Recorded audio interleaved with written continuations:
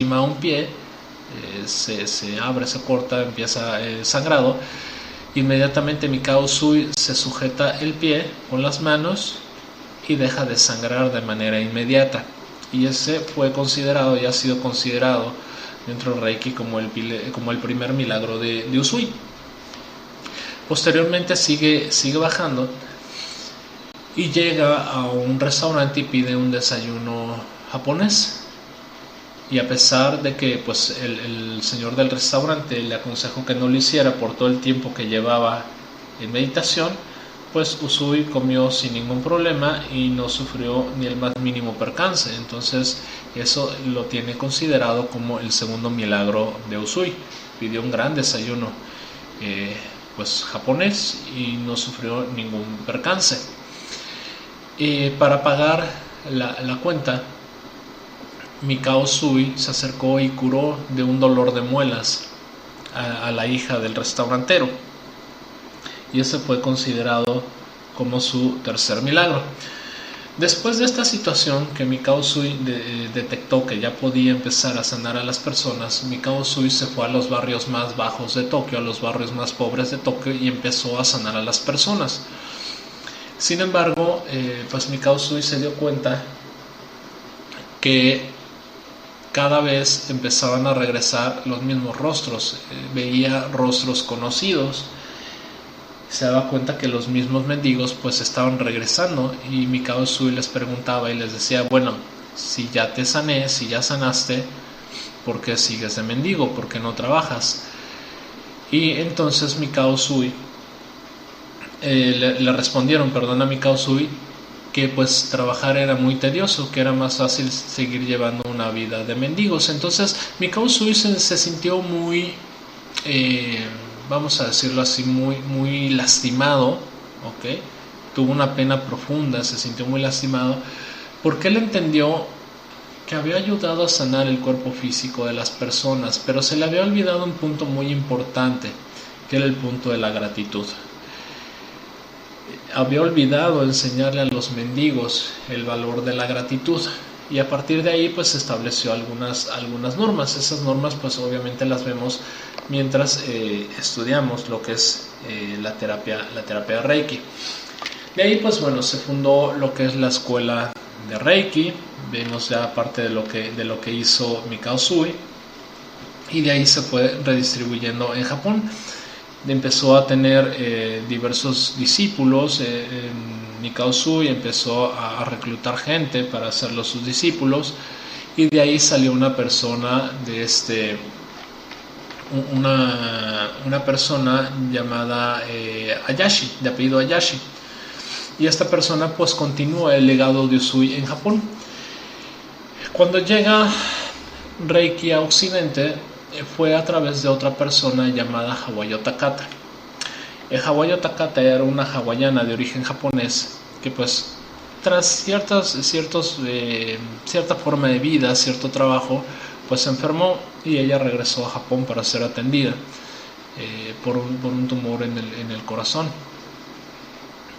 Entonces cuando llega Hawayo Takata, entra a la clínica de Ayashi, la clínica de Reiki, y ella escucha una voz interna. Mientras le estaban dando el tratamiento, escucha una voz interna que le dicen que la operación ya no era necesaria.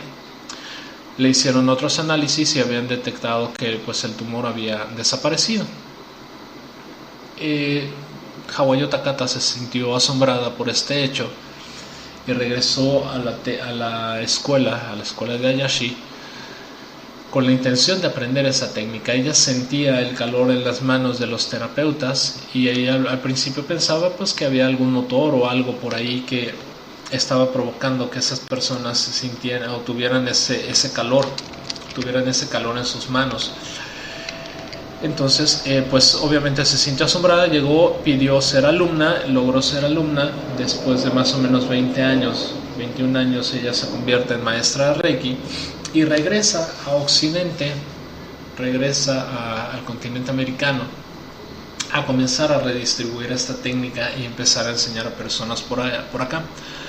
A raíz de la llegada de Hawayo Takata a Occidente, pues ella llega en una época un poco complicada para la difusión de esta técnica, porque ella llega en la época de la Segunda Guerra Mundial hacia América nuevamente, donde pues obviamente los japoneses no eran muy bien vistos, y menos en Estados Unidos, ¿no? por aquello del ataque de Pearl Harbor.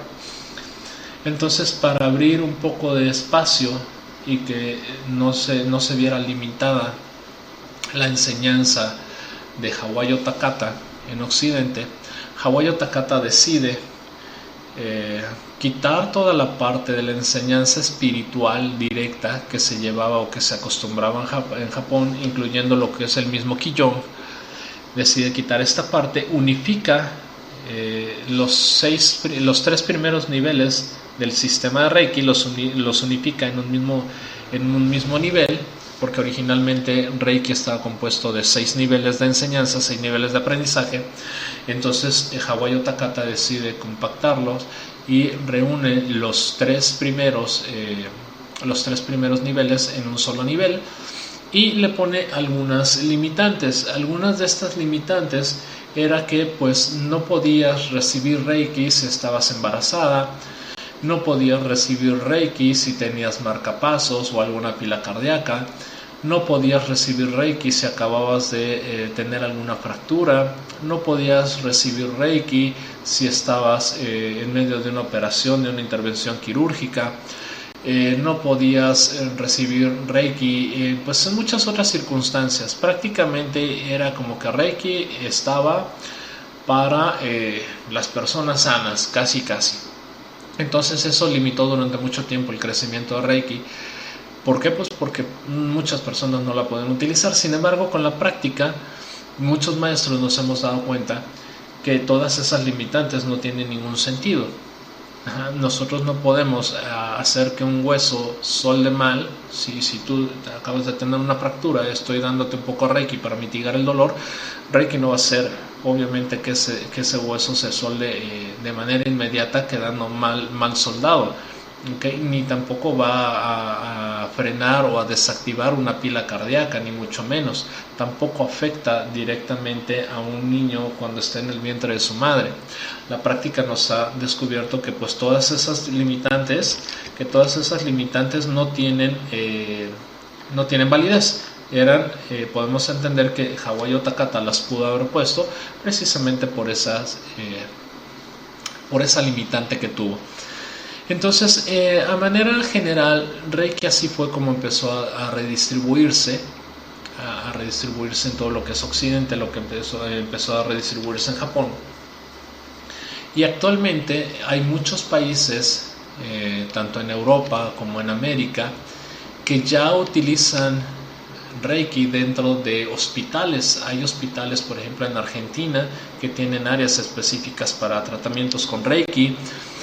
Hay hospitales en Estados Unidos, en España y en algunos otros países donde ya Reiki es reconocido. De hecho, ya está reconocido por la Organización Mundial de la Salud como una terapia complementaria.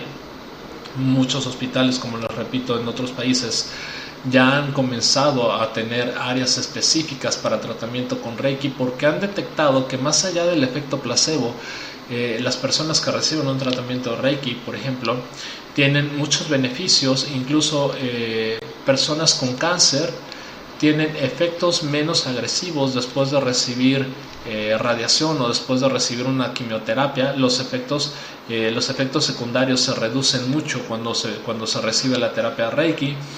Se ha descubierto también que si tú llevas un tratamiento médico y estás recibiendo Reiki, los efectos secundarios de ese medicamento también se reducen. Entonces hemos encontrado, y muchas personas y la ciencia ha encontrado, que los efectos de Reiki son más benéficos que todo lo que se dice que pueden ser dañinos, que realmente no está sustentado. No hay un sustento científico que demuestre que Reiki provoca daños. Por el contrario, lo único que nosotros podemos llegar a experimentar a través de una terapia Reiki, pues es el proceso de purificación, cuando mi cuerpo empieza a expulsar todo lo negativo, ¿okay? Y eso funciona de manera natural en el cuerpo. No es que la terapia Reiki te haga mal. que puedes sentir, pues a lo mejor ir varias veces al baño, tener llanto, sudoración, ¿ok?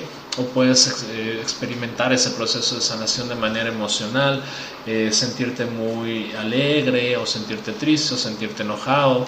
Entonces se puede presentar de diversas maneras, sin embargo nunca es mala, siempre es para bien. La terapia de Reiki Usui siempre es para bien. Hay algunas otras ramas de Reiki que han nacido alrededor, podemos encontrar alrededor de 150 o 200 tipos de Reiki distintos en la actualidad, con diferentes nombres: Reiki Serafín, Reiki Usui tibetano, Reiki tibetano tántrico, Reiki Mariel, Reiki de Jesús, Reiki de Los Ángeles, Reiki de muchas cosas. Pero el Reiki Usui tradicional japonés es una terapia que no afecta de ninguna manera, no tiene que invocar a nadie, ¿okay? Es meramente la transmisión y el manejo de la energía vital. Con esto no estoy diciendo que las otras técnicas de Reiki sean malas, ojo, simple y sencillamente hay que darnos cuenta y estar muy al pendientes de con quién están trabajando, ¿ok? Hay pues terapias de Reiki como el Reiki angélico, que trabaja a través de la energía de los ángeles y es bellísima. El Reiki Serafín igual. Y pues hay otras técnicas con otro tipo de Reiki. Pero el sistema de sanación natural de Usui es el Reiki tradicional japonés, Reiki Usui, Reiki Ryoho Gakkai, como lo mencionamos hace unos momentos. Y pues la intención de esta terapia es precisamente que nosotros podamos controlar esa energía y utilizarla para nuestro bien, sanando, ayudando a sanar a nuestro cuerpo, ayudando a sanar a nuestra mente, ayudando a sanar a nuestro espíritu, y obviamente elevando la frecuencia de vibración en la que nosotros estamos, para que nuestra vida sea muchísimo más amena y muchísimo más en paz. De manera muy general, esto es Reiki. Ustedes pueden aprender con toda confianza lo que es el Reiki Usui tradicional japonés y darse cuenta que no hay nada malo, muy por el contrario, es una técnica muy beneficiosa. La ciencia cada vez lo está demostrando más, ya hay hospitales que lo manejan y con toda confianza pueden ayudar a experimentarse, pueden leer documentales, hay libros específicos sobre Reiki que también ustedes lo pueden leer y darse cuenta que es una terapia muy beneficiosa. Se ocupa mucho en pacientes con cáncer, pacientes oncológicos, tiene muchísimo beneficio, en enfermedades con inmunodeficiencia, en enfermedades autoinmunes también tiene mucha eficiencia. Entonces podemos trabajarlo de una manera muy amplia, de una manera muy adecuada y totalmente segura. Siempre es importante que cuando tú detectes o cuando tú veas a una persona que ofrece servicio Reiki, siéntete en total libertad de pedirle que te muestre su certificado, que sea una persona que verdaderamente tomó la capacitación. No caigamos en charlatanería ni la fomentemos, por favor, eso sí es muy importante. Porque pues al ser un método de colocación de manos, pues muchas personas también buscan solamente la parte económica, actuando de una manera no correcta, ¿ok?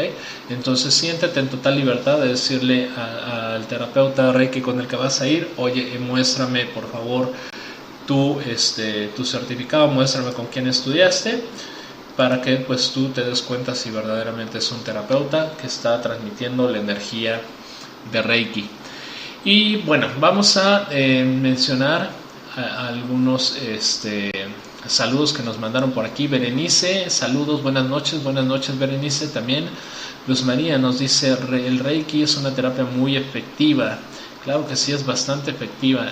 También Luz María me parece es terapeuta Reiki, la pueden buscar como terapeuta holístico Luz María, la pueden buscar en Facebook, que ella también ofrece terapia Reiki, muy recomendada, igual en la ciudad de Mérida, Yucatán, también ofrece terapias de ángeles. Pueden buscar ahí su Facebook y aparece con bastantes